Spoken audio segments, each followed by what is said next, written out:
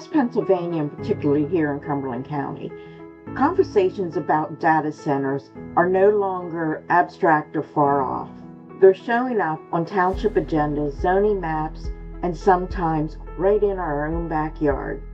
These decisions, often made in small rooms on weeknights, have enormous consequences for our water, our land, our energy grid, and the character of our communities. Most people don't realize that municipalities are the front line. That's where the first doors open or close to large data center projects. And while these developments are marketed as progress or innovation, the reality is more complicated. Many experts are now warning about an AI data center bubble, meaning we may be building far more of these massive facilities than the industry will actually need long term. When a bubble forms, growth is driven by hype, not stability. And when it pops, communities are often left with stranded buildings, environmental burdens, and very few benefits. We're already seeing signs of that instability. AI-related stocks have been fluctuating wildly, rising quickly on speculation and then dropping just as fast. That kind of market volatility is a reminder that this rush to build isn't grounded in guaranteed lasting demand, and yet our townships and our landscapes are asked to carry the risk. At the same time, legislation relating to warehouses and data centers is moving through the Pennsylvania House and the Senate, could take zoning control away from residents and municipalities to regulate these warehouse and data center developments. Bills like HB 502 and SB 939 would shift decision-making to Harrisburg or even to a single appointed official, removing the public's voice from the process entirely. If local zoning is weakened, just as the AI bubble wobbles, communities could lose both their say, their protection, and the landscape they cherish. That's why this episode matters. Today's conversation with Ginny Marcel Kerslake of the Food and Water Watch breaks down what data centers really are, what's at stake for Cumberland County and really across Pennsylvania, and how quickly these proposals can move and how residents can use the rights under the Sunshine Act and the Municipal Planning Code to stay informed and take action.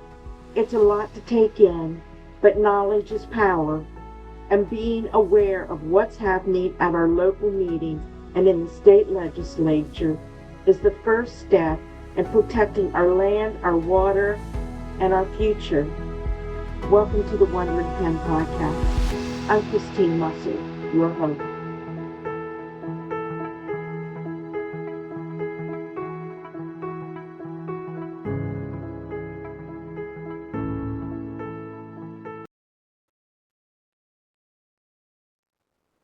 Welcome to episode 37.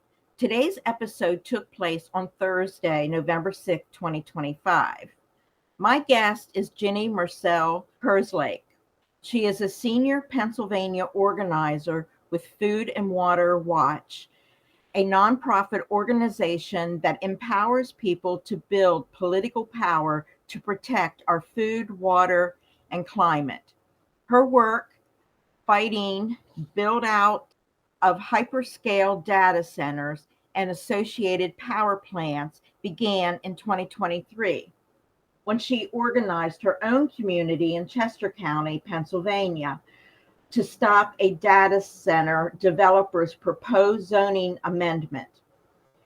As the threat was spread throughout Pennsylvania this year, Ginny has been working in targeted communities to stop similar attempts, enact data center ordinances to protect communities and the environment, and at the state level, stop legislation designed to fast track this build out and silence public opposition. Welcome, Jenny, to the Wandering Pen podcast. I am so excited to have you here today and discuss your advocacy and preserving our important state and this county. Thank you for being my guest. I'm really excited. Thank you. I'm so excited to be here. So before we start our conversation, what I want to read so our listeners become aware of that in our Pennsylvania Constitution, we do have a natural resource and what's called the public statement. And it's found under Article 1, Section 27 of the Pennsylvania Constitution. And it says, the people have a right to clean air, pure water, and to the preservation of natural, scenic, historic, and aesthetic values of the environment. Pennsylvania's public natural resources are the common property of all the people, including generations yet to come. As trustee of these resources, the Commonwealth shall conserve and maintain them for the benefit of all the people.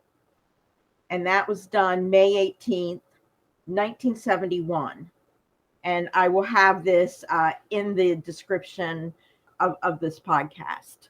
Jenny, I'm going to let you start with your advocacy. Of course, you're here in Cumberland County, Pennsylvania, and it has seemed that we become the latest hotbed. I'm not quite sure what else is happening throughout Pennsylvania. I'll let that up to you to tell us. But I know that there is one that is planning to, I believe, take 750 acres in Middlesex Township.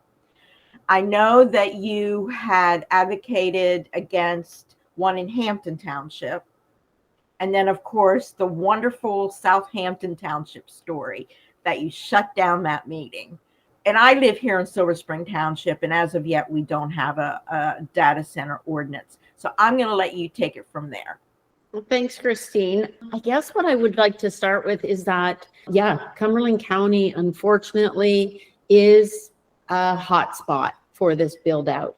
These developers, this industry is looking for certain things. They're looking for land, lots of land. They're looking for water. They're looking for transmission lines, pipelines, power plants. They're looking for that kind of infrastructure. And then there's stuff that I don't know much about, like the fiber optics networks and things like that. There's Cumberland County, York County as well, not too far from you. And another region is north central PA. I'm working up in Montour County, and I'm sure people have heard about what's going on up in Lackawanna and Luzerne County up near in the Scranton area. So those seem to be the major spots right now. And then we're also seeing some stuff right here in Chester County where I live, Bucks County. There's a massive thing in Homer City I believe that's Indiana County, Greene County and Allegheny County right now out in the west, but definitely Cumberland County is one of the spots. You said you're in Silver Springs, and you said a very important word. We don't have it yet. It's really important for people to realize that this could happen anywhere, especially where we already see the development, because what's happened in Virginia and Georgia and other places, and what's happening right now in Pennsylvania is, there's sort of like one attempt to rezone land, one proposal put in, and then it kind of spreads out from there. And it becomes a hub, data center hub, an energy hub. So it's really important for people, even though you're not seeing anything in your township right now, to keep a close eye on. Right. And they pretty much go after open space and farmland, correct?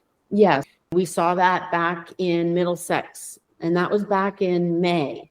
And that was the first time I got involved with this outside of my own township, which dates back a couple of years ago. We beat something with zoning. But somebody actually up in Luzerne County alerted me like late one night that there was going to be a 7:30 a.m. meeting in Middlesex. The Board of Supervisors or the Board of Commissioners, I forget what you call them there. They were voting on a data center overlay at a meeting at 7:30 in the morning. There had not been much public notice. I'm not sure if they gave the sufficient public notice or not.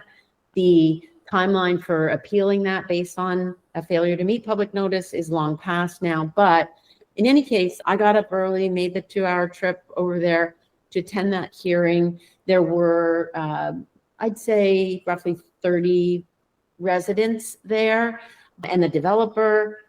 Nobody gave any public comment at first. So I got up and essentially I was saying, hit pause on this. You don't know how much energy, you don't know how much water, you know very little about what they're proposing. And this is going to be huge, and it's going to be hugely impactful on multiple issues. And, I said, I caution you against rushing to a vote. And, and then others stood up. Everyone was in opposition to it.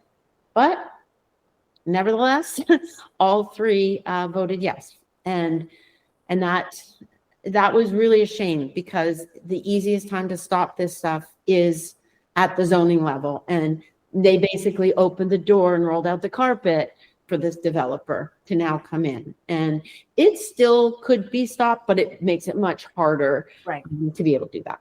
Right. And I do want to put a plug in here just because it's important. I did interview the head of Council of Historic Preservation for the United States, and she wrote a book on zoning is the key to the city. So that I will also have in the link here, because it's an important, zoning is where it starts. That's great. I put in a plug at the same time about zoning. Food and Water Watch is, and this is breaking news, on November 17th, we are going to be having a webinar on zoning as well. And it's actually entitled Zoning, the Most Boring Way to Change the World, How to Use Our Power. But it is. In this fight, zoning is key, because we know that we cannot count on our federal government or our state government to stop this and to protect, all this beautiful place that you have and the environment and the climate, against this industry. But where we can stop it is at the local level with zoning. People will say, this is coming, we can't stop it. Mm-hmm. Well, it's not coming unless it gets local approvals. And so zoning is our strongest power right now. I guess we can't stress enough how important zoning is, though. That is the start. And that's in any development. That's whether it's residential, warehouse, or whatever. It is the zoning. Yeah.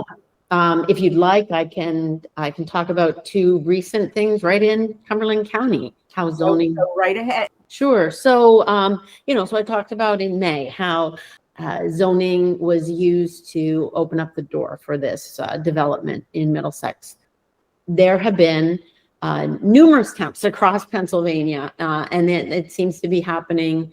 It's like whack-a-mole right now. They just keep popping up, and we learn about this. But so in Cumberland County, we have two success stories about how communities stopped some attempts. You mentioned Hampton Township. That was the end of September. They had a Board of Commissioners meeting to vote to allow data centers in their office park district. I caught wind of it. I went, I created a flyer and a petition. I went there. I looked on the map and I noticed that it was surrounded by neighborhoods. So I printed off a couple hundred copies. I drove over there one day and just started knocking doors and dropping off flyers and wondering, there's thousands of houses. How was I going to get the word out? I happened to stay overnight so I could do more the next day. And there was a planning commission meeting. And I thought, I'm just going to go and see there was a couple things on the agenda unrelated that I was interested in. And it just so happened that some of the HOAs from those neighborhoods were at that meeting about something else unrelated. And when I heard them start talking about where they were located, I thought, these are the people I need to reach. So I had my flyers, I handed it out to them going out the door. And I believe that was about 2 weeks before the hearing. So I went to the hearing as well, and I wasn't sure how things were going to go.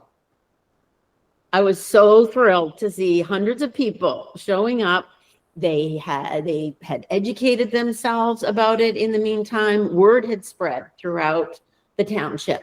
And for the commissioners opened up the meeting, sounded very positive about doing this. It was going to be a good thing for the township to add this as an allowable use in this office park.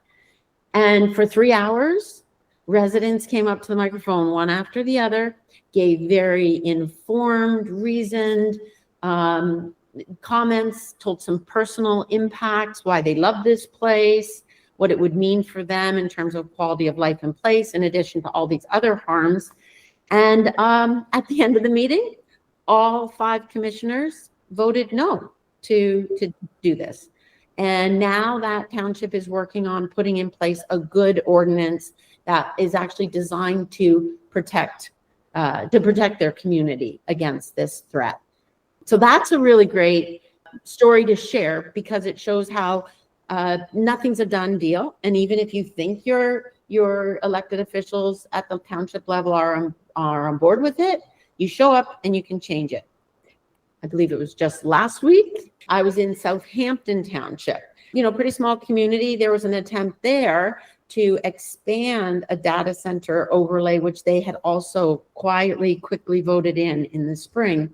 And I went with a flyer, put it on people's windshields at a soccer game, and went home and saw the numbers climb of people signing this petition, and went to that meeting.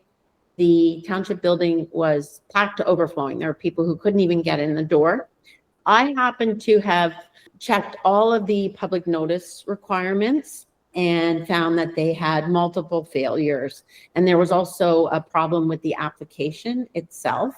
The township was essentially rushing this through and not providing adequate public notice that they're legally required under the Sunshine Act and the Municipal Planning Code and their own zoning ordinance. So I got up, laid this all out. The solicitor was pushing back against that, like, we don't have to do that. But I stood my ground. The residents were all, on board with this not proceeding.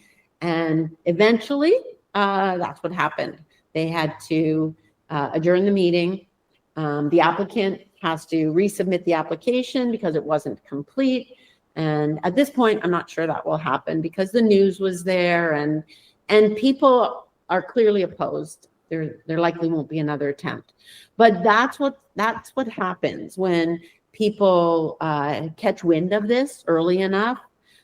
They organize, they sign some petitions, and they show up and make comments, and they get stopped.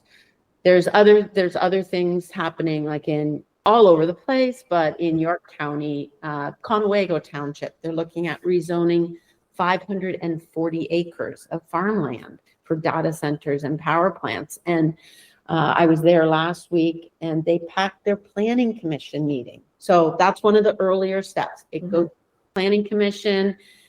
Planning commission would then make a recommendation to the board, and the board is the deciding votes. And, again, hundreds of residents left their homes at night, went to this meeting for 4 hours, gave comments. I've never seen a response like this to an issue. And I'm all over Pennsylvania, and I'm seeing it everywhere. People do not want this. Right. And Jenny, one of the things I know in the Southampton meeting, you had touched on not only the Sunshine Law, which is a Pennsylvania law, an act, the Sunshine Act, but we also have the municipal code. Okay, that all planners, that was put out by the legislature, written by the state legislature, and that all municipalities are required to follow. It is like the law of them. So I would like you to touch on some of the sunshine, just to bring people aware what some of their rights are as residents. Sure. And this is really important. This is one of the things we'll be going into in more detail at our webinar, and providing a checklist. I could even provide you with the checklist, Christine, and you could put it on your website. It's a very handy thing. So the Sunshine Act was passed by the state legislature, and it refers to having an open and transparent government. And a big part of that is providing public notice about meetings and discussions and especially votes that are going to impact a community. And the Sunshine Act applies all the way up to the state legislature too. If anyone has filed a right to know to their local government or state government, all of that is laid out in the Sunshine Act. So the Sunshine Act also lays out some things about public notice for meetings. So some things that have to be done are very simple thing to check is before a meeting of any kind. So it could be your planning commission meeting. It could be zoning hearing board. It could be your board of supervisors. The agenda for that has to be posted at least 24 hours in advance on the website. And what I have found, and this has surprised me because my township's really good about it and others around here, but there are some areas where they just don't do this. And it might be out of not fully being aware of the requirement to, or sometimes it's to keep the public in the dark about things. So if you find out about this through word of mouth or, just through a social media post, and you go to the website and it's not there, you can show up and tell them this is an illegal meeting. It has to be stopped. If you see about it, so you're in Silver Springs. Mm-hmm. If you notice this in a neighboring township and you are concerned about this vote, that township has the right under the Sunshine Act to limit public comment at meetings to just residents and taxpayers, but a violation of the Sunshine Act can be brought up by anyone. So you could go and do it. That's why I was allowed to go and do that at the Southampton meeting. So that's one thing. And then don't have to be, I'm sorry, excuse me. Yeah. So you don't have to be a resident of that township to find an issue that a violation is happening. Exactly. You just be, like, I know you said I'm from Pennsylvania, so I have a right to say this. Yeah. And I did like about a month ago, I did the same thing up in Salem Township in Luzerne County. They were looking to rezone 2,000 acres of farmland for expansion of the Talon nuclear plant, expand it for gas power plant and data centers there. They already have 2,000 acres that they rezoned earlier this year.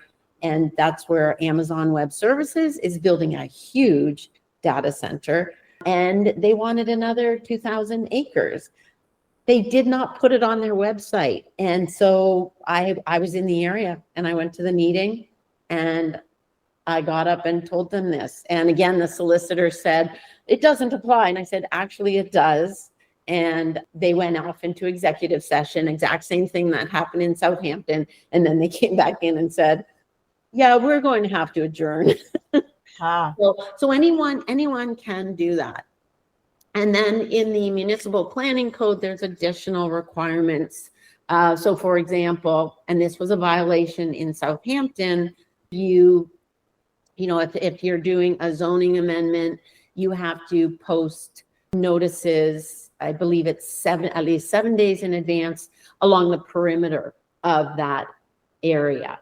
And in Southampton, they had not done that. They had just put up one sign. You also have to put in these public notices. So you have to file them in the newspaper. You have to put it on the website. You have to put it around the perimeter. On those notices, you also have to put a clause in there telling people where they can find the full ordinance change or the full map change, and that they can get a copy of it for free. So typically it's at the municipal office building, but that was missing from the Southampton Township. Okay. Mm-hmm. But they're the two that municipalities are required to follow. Yes, those, and then there's some other, there are some other requirements. And then within your own township zoning ordinance, you might have some additional particular things. So for Southampton, once I found the glaring violation of the Sunshine Act, I went and looked through the requirements in their zoning ordinance and also municipal planning code. And I had, it was roughly a dozen violations, all prepared heading into that meeting. Okay, Ginny, and if I miss anything along the way, whether you say it now or else at the end, but the next thing is, tell what a data center exactly, what is a data center? What is that? Yeah, that's a really good place to start. What we are not talking about here are the data centers that are all over the country right now. So, we have these things. Everyone takes pictures and uploads them to the cloud. We stream movies, we do all those things. And there are data centers that facilitate that.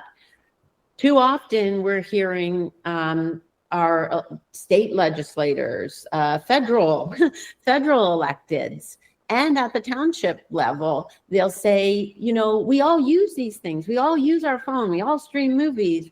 That we need these data centers.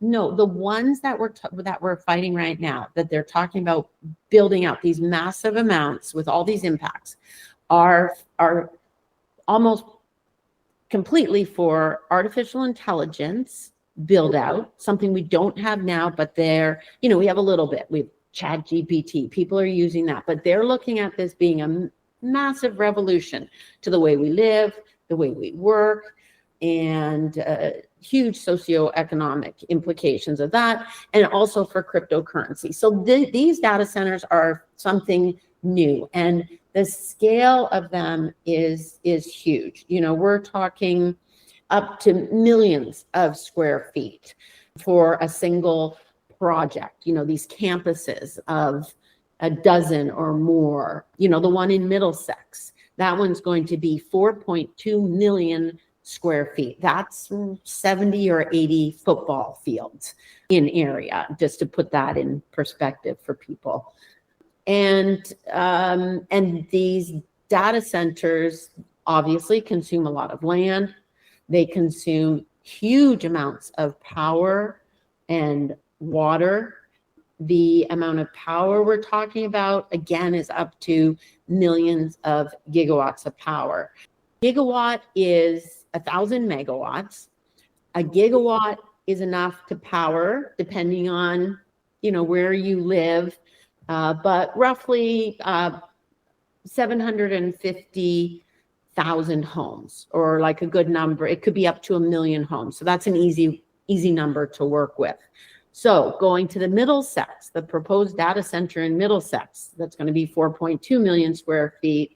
The developer has said it's going to be 1.35 gigawatts of power. So that's the equivalent of 1 million or more homes for that one project in Middlesex. And then the water, again, we're talking up to millions of gallons of water a day, or hundreds of thousands of gallons. Just breaking news today on the Facebook group, Protect Cumberland County from Data Centers. One of the residents had filed a right to know with the township for communications with between the township and the Water and Sewer Authority. And I don't know if you saw this, but what came back, we actually have some numbers now on that one in Middlesex. They are requesting 400,000 gallons of water a day, which is, it also said 2,367 EDUs, which is equivalent dwelling units. And then on top of that, 273,000 gallons for the sewer per day. I noticed those numbers don't match up, so there must be some water loss, I imagine evaporation and stuff. So not only would this put additional strain, huge strain on your public water and sewer capacity, but it looks like there would be a loss of water as well to the atmosphere. That's all I can think of from there. And that's that I want to get the two creeks that run through Cumberland County. is the Yeah. Conecuh-Winnet Yep. and the Yellow Breeches, which is an internationally renowned water space for its fly fishing. Oh, You know? yeah. The other thing is with that, they both drain into the Susquehanna, Mm-hmm. which is the main tributary to the Chesapeake Bay. Even though there's other rivers that drain into that, the Susquehanna River is the main tributary to the Chesapeake Bay. Yeah. So I wanted to just put that out there as well. Yes, and the Susquehanna is a big player in all of this. That site I mentioned in Salem Township at the Talon nuclear plant there in Berwick, that is right on the shores of the Susquehanna.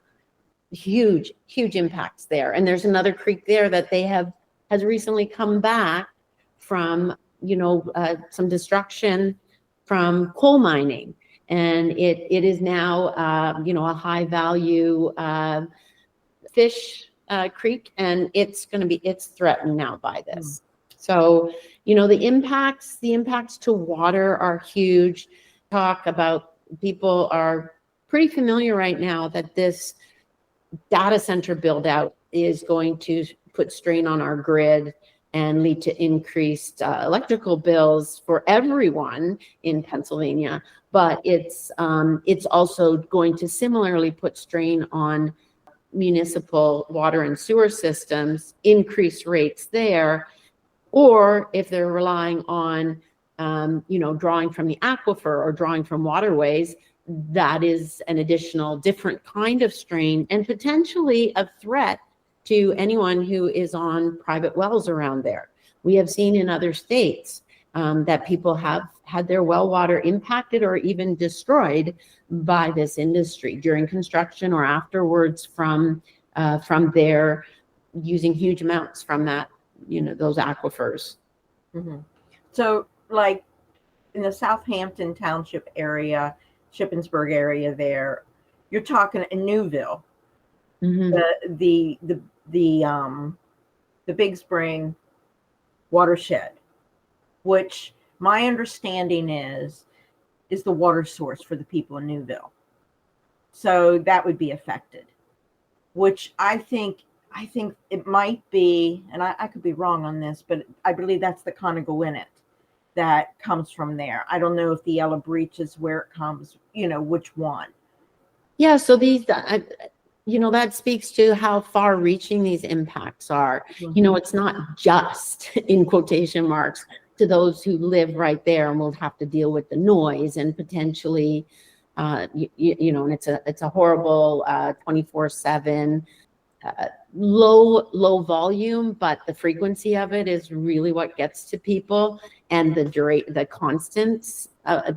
constant nature of the noise from these data centers and ruination of their view shed and everything. So those people definitely right there, literally on the front lines with this, potentially 100 feet from their house, but people will be impacted in other ways. And again, it would be throughout the whole state. The other thing we're seeing is, and this is something people in Cumberland County should be concerned about, is as this builds out, they're going to be putting in high voltage transmission lines to take the electricity from the power generating source out to data centers. And in Luzerne County, that's what's happening right now. There's a group called Alliance to Stop the Line, and they're fighting a 12-mile, 500 kilovolt transmission line from that Talon nuclear plant in Salem Township over to Hazel Township, where Project Hazelnut, one of the biggest projects and the first one that Governor Shapiro announced earlier this year, without actually even calling it a data center, but it's by a data center developer. So we realized that pretty quickly, but it's a huge one. And anyway, so people there along where that line would go through, they're trying to get easements right now. I did an interview with a fellow named John Zola. He owns 40 acres. He's lived there 20 years. His whole family lives on these acres. a beautiful, beautiful spot, like, like where you live. And he's looking at these poles being put on his property, 240 feet high, 8 to 10 feet in diameter, and an electromagnetic field, which extends out 250 yards from the poles. Wow. Like, and that's a huge health risk. So, that's another thing that we don't think of. It's not just the data centers and the power plants. It's also the pipelines and the transmission lines and everything that goes along with this. Yeah. So that kind of goes against our whole Constitution, that what is said in our Pennsylvania Constitution, our rights as Pennsylvanians. Yeah. I mean, when that was passed, it was a great time for Pennsylvania. I believe we were the first to pass a green amendment like that, but it is constantly trampled on by corporate polluters.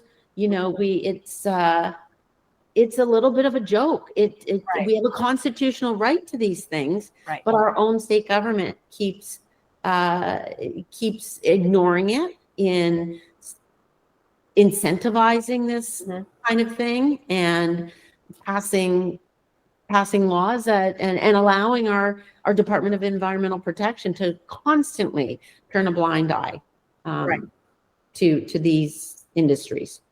Right. And I think when you look at the history of Pennsylvania, I don't know if you're aware of this, but Pennsylvania was really a start of the environmental movement. Alan Dietrich Ward, and I also did interviewed him about this, but it's a great book. It's called The Cradle of Conservation: An Environmental History of Pennsylvania. Alan, you can find him on YouTube, on my podcast, but he has spoke about this book, about his research and all of this, but it very much talks about our environment. So Pennsylvania, again, like the American Revolution, has played a big role in this. And it's such a juxtaposition because we have that history of conservationism and environmentalism and, protecting these natural resources. But on the other hand, Pennsylvania has such a dirty history, extractive history of exploiting our landscape and our resources. And along with that, there's been an endless cycle of boom and bust, dirty industry. And this is just the latest chapter in that. I've lived in Pennsylvania 21 years, so I don't have that long history, but just about everybody's familiar with Rachel Carson. And Rachel Carson, obviously from Pennsylvania. Here's the interesting thing. She's from Springdale, over in Allegheny County. Guess who's facing a data center? Oh, no. Project. Springdale Township. They are fighting one right now. And it's associated with a coal plant that was there and was closed. And they just took that facility down, like demolished it. It is so close to homes that when the smokestack came down, I believe it actually hit a house. There were houses that were impacted. Now on that property, there is a developer that wants to put a data center. So that community is fighting back against it. It's a difficult fight because that is already zoned industrial. So they have the zoning in place, but maybe they can stop it through some other things. But that's the birthplace of Rachel Carson. That's really, we even have a building in Harrisburg named after her. Yes, that's where the DEP is. Yeah, right. And with that, as we had the legislature that wrote this constitutional right for Pennsylvanians, we have our legislature, as well as I've learned our governor with things that they want to push forward. If you want to go ahead and talk about that, Jenny. Yeah, I will. Unfortunately, in Harrisburg, there's a lot of pressure from this industry on both sides of the aisle, and they control a lot of elections, campaign donations. The fossil fuel industry and the building trades have a long history of working together on these things, and state legislators feel a lot of pressure to do what what those lobbyists in Harrisburg say. So this is why it's especially important for people to make their voices heard to their state legislators. We've spoken about how important zoning is in this fight, and it's our superpower. It's how we can stop these things. But right now, that critical power that we have is being threatened in our state government by two pieces of legislation. One is House Bill 502. And what that would do is it would create an unelected, very industry biased board in Harrisburg that would take away the power of our local government to determine where energy generating facilities should be sited, and also would take away local government's ability to put protections in place. Like, for example, this power generating facility could only operate between certain hours, or it would have to be set back so far. And most importantly, it could only be in the industrial district. No, if a developer wanted to build a power plant next to a park, or next to a residentially zoned district, this board could say, yes, you go ahead and do that. So that's an unconstitutional and undemocratic usurping of local authority. And it's all designed to fast track power generating facilities. And it doesn't say what kind of power generating facilities. Some legislators are trying to bill this as a renewables. This will be great for renewables. Well, it's not a renewables bill. It's anything. And in Pennsylvania, that is predominantly fracked gas. And the kind of build out that they need to do and they want to do for these data centers is predominantly fracked gas as well. So that's HB 502. Senate Bill 939 is very similar, but it's for data centers.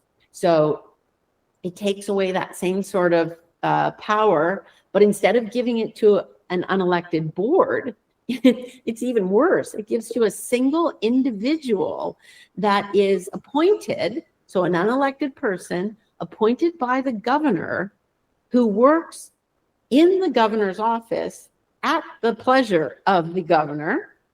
And that individual would not only decide where data centers could go, and a municipality could not say no to it. They would also be in charge of the permitting. So there would be very short timelines put in place for when the DEP could issue their permits, and the final say on it would fall with this one individual. And again, that individual answers to the governor. The head of the DEP is appointed by the governor. So it's basically putting all of this power in the governor's hands. Power that right now rests in our local government, where we have a big say. All of this, HB 502 and SB 939, are meant to silence our voices, silence this local opposition, and fast track this build out. And Ginny, with that, excuse me for interrupting here, that person from the in the governor's office, I'm thinking would probably be paid by tax dollar money. Oh yeah, definitely. They would be. So the citizens of Pennsylvania would be supporting him or her. Yes, and I would imagine paid very well. It would be an it would be an executive position. But I mean, that's the real kicker, right? Yeah, they want to take this right from the Pennsylvania citizens, local government, but yet they couldn't hire this person without us. Yeah. And one thing I want to mention, and I'm not sure if this came up in the previous podcast, but it's important for people to know, because we hear it a lot in these meetings. They'll ask the township supervisors, just say no, just like put an ordinance that says no data centers. Unfortunately, we cannot do that in Pennsylvania. That's called exclusionary zoning. We're not allowed to do that. Municipalities are required by law in Pennsylvania to allow all legal uses. So, but there's a big but to this. While they can't say no, what they can do is they can use zoning to make sure that their communities are protected. So with data centers and power generating facilities, this zoning should be, for this use, should be restricted to industrial districts. It should only be allowed by conditional use, which means that there are certain conditions that would have to be followed. And if they're not, or they can't, well, they can't get conditional use. Conditional use also requires that there be public hearings and public input, and, impacted residents can get standing and actually provide testimony, and the public can bring forward expert witnesses. So those are all things that a good zoning ordinance should have for this. And then all kinds of protections can be added as well. Reasonable protections, like instead of these have to be set back, and I've literally seen this in some of these proposed ordinances from developers, is these data centers have a setback of 100 feet or 200 feet from a home. So could you imagine sitting on your porch, and 100 feet away, that is not very far, could be the side of a data center. They're monsters. I mean, that's the whole thing. They're monsters. Yeah, these are, if you can think of what these warehouses that are, one of the more recent lights on the landscape, it's that in, on steroids. So a good ordinance instead would have a setback of 1,500 feet or 2,500 feet. And chances are then a developer will say, well, yeah, no, that's not going to work for us. And, they won't be there. Or there can be, noise restrictions put in place, all kinds of things. Another big part of what you can do with a zoning ordinance is you can put in place a decommissioning agreement, because what's going to happen with these data centers, the industry is even admitting this, in 5 to 10 years, as technology advances, these behemoth structures that require so much energy and water will not be required anymore. And so they'll move on. Our townships will be left with these stranded assets and something that has to be cleaned up. The only benefit that a township could say that they're getting from these things is, increased property taxes with very few employees to worry about, like no additional strain really after construction on roads or on schools, but all this property tax, well, 5 to 10 years, that's gone. So yeah, so we can use zoning in Pennsylvania to protect municipalities. So that's how we accomplish this here. Okay.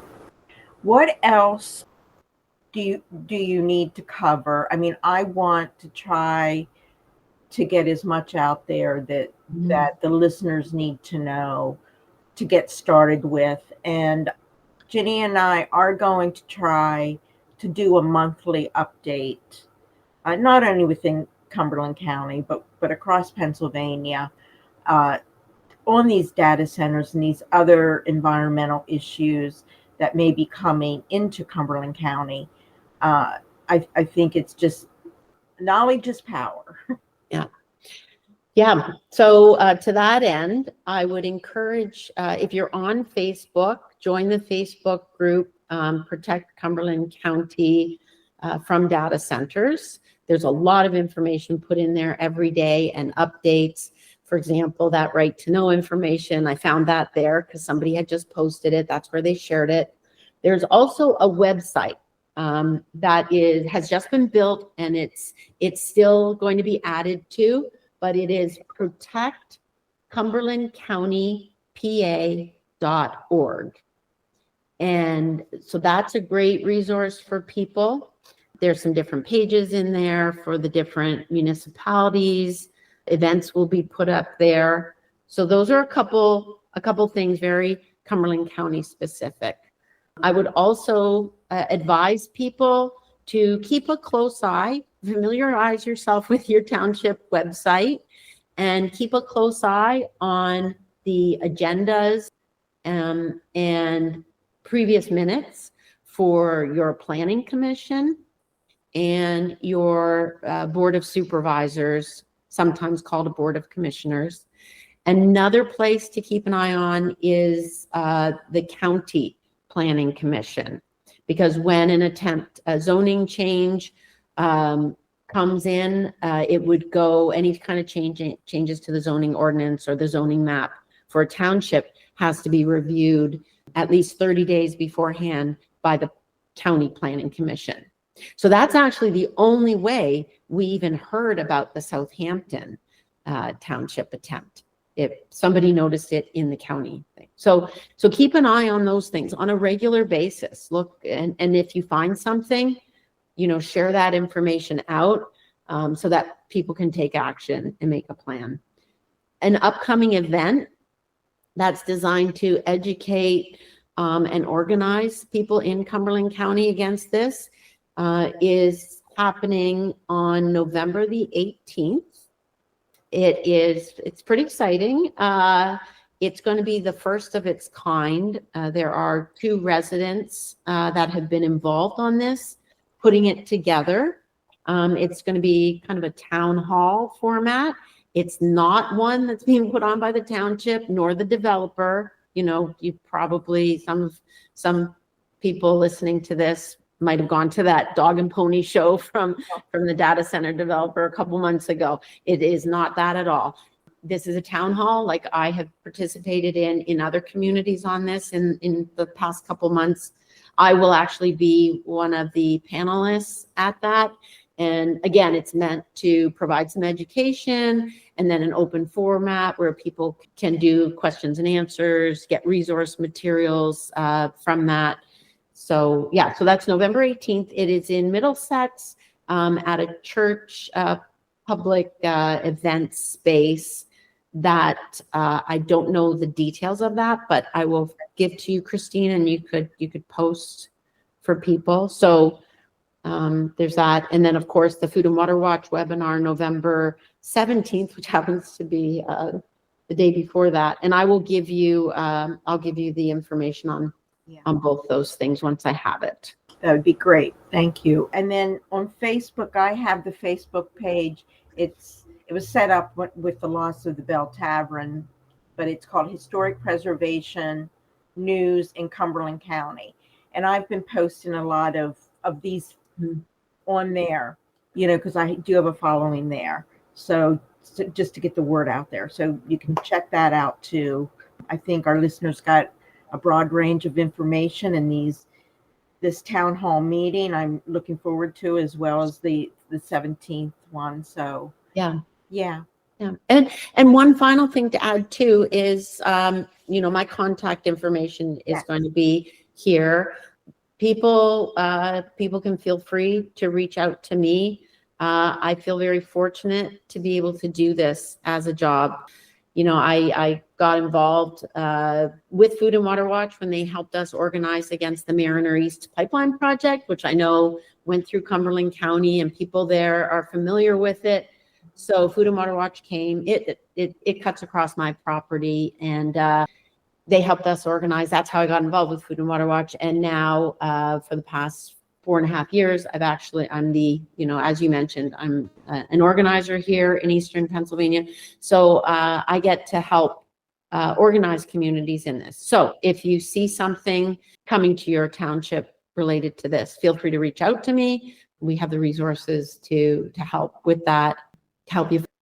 Yeah, appreciate that. Jenny, thank you for, taking time out of your busy schedule to put forth this information so it can make the Cumberland County and even other people who in other states. I have actually, this goes, I have a lot of people in New York actually listen to this podcast, which I find really surprising. Then Pennsylvania is number 2 on the list. So it gets spread a lot. But I want to thank you very, very much for taking the time to be on this podcast and to share all of this. This is a wealth of information. It's a lot of information. And I'm looking forward to see where we can touch base as we go forward with this. And again, for the listeners out there, please remember we do have a right to natural resources and scenic views and historic and aesthetic values of the environment. As Pennsylvanians, we have a right to this. If this got to the heart of you, and if it's something that you're becoming passionate about, please either reach out to Jenny or reach out to me, and I will connect you to Jenny. But most importantly, tune in to your municipality, because that's where it starts. Find out, ask questions. What are they doing about this? If there's not an ordinance, then contact Jenny and find out how you can get it started, and pay attention to what is going on in the state legislature, because once that law is passed, then we lose our voice. And remember, I cannot say enough, we are funding anybody that gets hired to do this work. So again, thank you for tuning in to the Wandering Pen podcast. I appreciate the time you took for being here and listening. Until next time, keep following the story. This is Christine Musser, the Wandering Pen.